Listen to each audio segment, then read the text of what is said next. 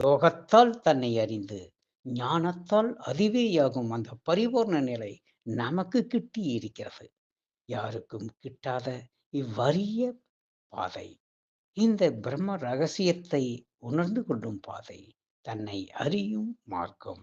அதுவே அத்வைதம். அதுவே நீயாக மலருகின்ற தன்மையை காட்டிக் கொடுக்கும். ஒரு விளக்கு இருக்கிறது, திரி இருக்கிறது, எண்ணெய் இருக்கிறது. ஆனால் அது ஒளிர்கிறது. அது பிரகாசிக்க வேண்டாமா?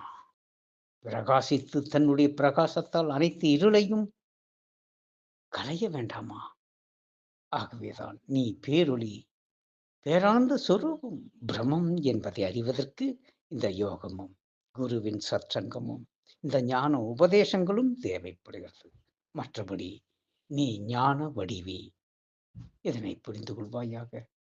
எனது அன்பு நிறை அருளாசிரியர். நன்றி செய்க நலமே.